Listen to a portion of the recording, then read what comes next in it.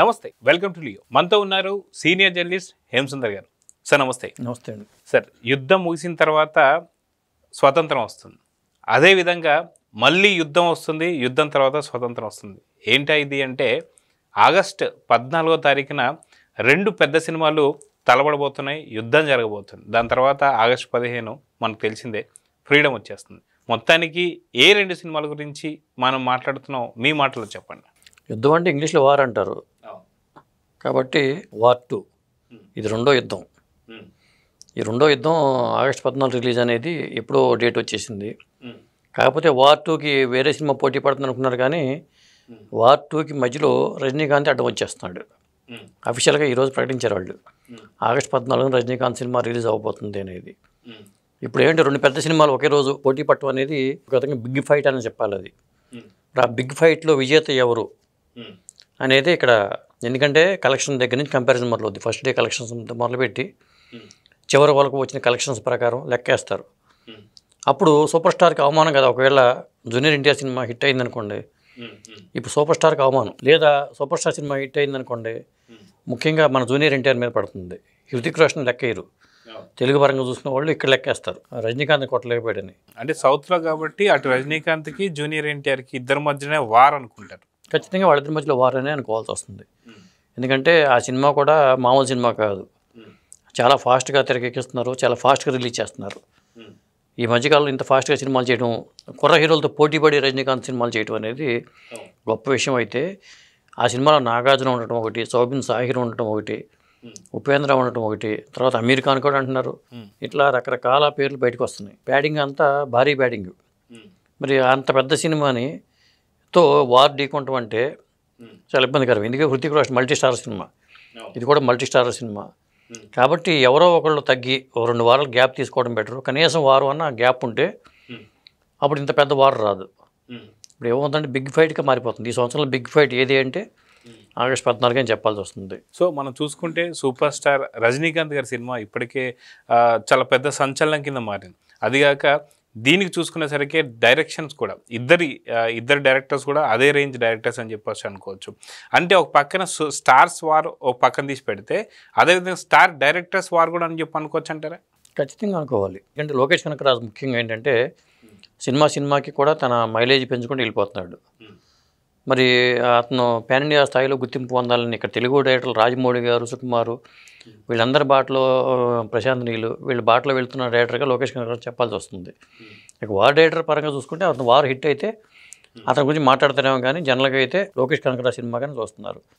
ఇంకో విషయం ఏంటంటే ఈ ఆగస్టు 15వ తారీఖుతో రజనీకాంత్కి 50 years అవుతుంది సినిమా రంగ కెరీర్ స్టార్ట్ అయ్యి. ఎందుకంటే ఆయన ఫస్ట్ సినిమా అపూర్వ రాకంగడి సినిమా రిలీజ్ అయ్యి 1975 ఆగస్టు 15 రిలీజ్ అయింది. అది రిలీజ్ అయ్యి ఈ ఆగస్టు 15కి ఖచ్చితంగా 50 ఏళ్ళు. విధంగా చెప్పాలంటే ఆయన నట జీవితానికి కూడా మరి 50 ఏళ్ళ అనేది మామూలు విషయం కాదు. కాబట్టి ఒక ప్రెస్టీజియస్ ప్రాజెక్ట్ రజనీకాంత్ కూడా ఈ కూలీ అనే సినిమా ఒకరోజు ముందే రిలీజ్ అవుతుంది. కాబట్టి ఒక సినిమా చెప్పాలంటే ఆ సినిమా మీద భారీ అంచనాలు ఉన్నాయి, భారీ ప్యాడింగ్ ఉంది. మరి అటు మ్యూజిక్ పరంగా కానీ, ఇటు ఆర్టిస్టుల పరంగా కానీ, మరి సన్ పిక్చర్స్ వాళ్ళు దీన్ని ముందే ఏమనుకున్నారంటే, వాళ్ళు ముందు రిలీజ్ చేద్దామంటే రజనీకాంత్ వద్దు, ఇంకో డేట్కి వెళ్దాం, వారు ఉంది కదా అన్నారంట. కానీ ఇప్పుడు రజనీకాంతే దీనికి ఆగస్టు 14 రిలీజ్ చేసామని ఆయన గ్రీన్ సిగ్నల్ ఇచ్చాడు అనేది సమాచారం. అందుకని అఫీషియల్ న్యూస్ కూడా వచ్చేసింది. అయితే మనం చూసుకుంటే ఇక్కడ హీరోలు తీసుకునే పారితోషికం గురించి కూడా ఇప్పుడు చాలా పెద్ద ఎత్తున ఇప్పుడు ఒక వివాదం అయితే వస్తుంది. సో ఒక పక్కన సూపర్ స్టార్ రజనీకాంత్ అయ్యుండి దాదాపు 280 కోట్లు తీసుకుంటున్నారని చెప్పి కూడా పెద్ద గాసిప్. సో ఇప్పుడు చూసుకుంటే స్టార్స్ ఇక్కడ చూసుకునేసరికి జూనియర్ ఎన్టీఆర్ కావచ్చు, హృతిక్ రోషన్ కావచ్చు, వీళ్ళిద్దరి పారితోషికాలు కలిపినా సరే ఇంత ఉంటుందా, ఉండకపోవచ్చా అంటే ఏమంటారు? ఎందుకంటే వాళ్ళిద్దరు పారితోషికం కలిపినా రజనీకాంత్ పారితోషికం అంతా ఉండకపోవడానికి అవకాశం ఎక్కువ ఉంది. కాకపోతే వార్ సినిమా వార్ 2 అనేది ఎప్పుడో స్టార్ట్ అయింది, ఎప్పటి నుంచో షూటింగ్ జరుగుతుంది. కూలీ సినిమా ఆ మధ్యన మొన్న మధ్యన 2024 మధ్యలో నుంచి స్టార్ట్ అయింది. అది చాలా ఫాస్ట్గా కంప్లీట్ చేశారు.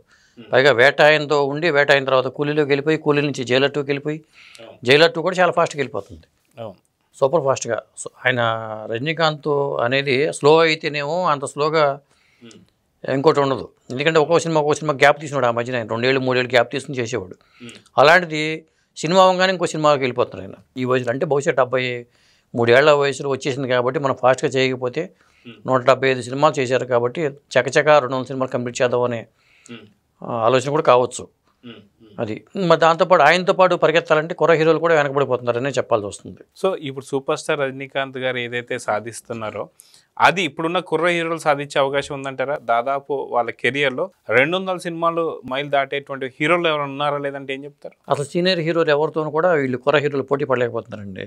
మీరు మలయాళ ఇండస్ట్రీలో మోహన్ లాల్ని తీసుకోండి, లేకపోతే మమ్మూటిని తీసుకోండి, మన తెలుగులో మరి చిరంజీవి గారిని తీసుకోండి, మరి బాలయ్య బాబుని తీసుకోండి, లేకపోతే తమిళ్లో రజనీకాంత్ని తీసుకోండి, మరి విజయ్ కానీ అజిత్ కానీ ఇప్పుడు దాకా విజయ్ లాస్ట్ సినిమా అనుకోండి, ఇక ఆయన రాజకీయాలకు వెళ్ళిపోతున్నారు కాబట్టి వాళ్ళందరూ చక్క చేస్తున్నారు అంత ఫాస్ట్గా. మరి మన హీరోలు, మన యంగ్ హీరోస్ ఇప్పుడు ఎవరు ఆ నలుగురితో తర్వాత వచ్చే జనరేషన్ హీరోలు అందరూ కూడా. అవును, మీరు అన్నట్టు సూపర్ స్టార్ మహేష్ బాబు కూడా SSMB 29 30 ఏళ్ళే ఉన్నారు, ఇంకా 150 దాకా. ఆయన ఎప్పుడు వచ్చిన రాజ్ కుమారుడు ఎప్పుడు వచ్చింది, మరి 29 ఎక్కడ ఉంది? మరి ఇట్లా ఏంటి అంటే వీళ్ళు కృష్ణ గారు అన్ని సినిమాలు చేస్తే ఎప్పుడు కంప్లీట్ చేయాలి? అన్ని సినిమాలు చేయాలండి వీళ్ళు. బహుశా ఆర్టిఫిషియల్ ఇంటెలిజెన్స్ వచ్చి నా 90 ఏళ్ళ వయసు వరకు వీళ్ళు సినిమాలు చేస్తూ ఉంటారేమో. మరి అట్లాగే వస్తుంది, అయినా సరే చేయలేరు, అట్లా అనుకున్నా చేయలేరు. మరి ఎన్టీ రామారావు గారు 60 ఏళ్ళకి రిటైర్ అయిపోయి ఆయన దాదాపు 300 సినిమాలు చేసుకుంటూ వెళ్ళారు. మరి ఈ జనరేషన్ వాళ్ళు ఎందుకు చేయట్లేదు? సినిమాలు చేయకపోవడం వల్ల ఇండస్ట్రీ కూడా, ఎందుకంటే ఇండస్ట్రీ మనుగడకే ముప్పది. నిర్మాతలకు చాలా పరంగా దెబ్బతినిపోతారు. నిర్మాతల పరంగా కొత్త నిర్మాతలు రాకపోవడానికి కారణం కూడా అదే. ఇప్పుడు కొత్త నిర్మాతలు వచ్చి నిర్మాత సేఫ్గా ఉంటేనేమో చేస్తారండి, రెమ్యునరేషన్ అందుబాటులో లేవు, హీరోలు అందుబాటులో ఉంటుందా.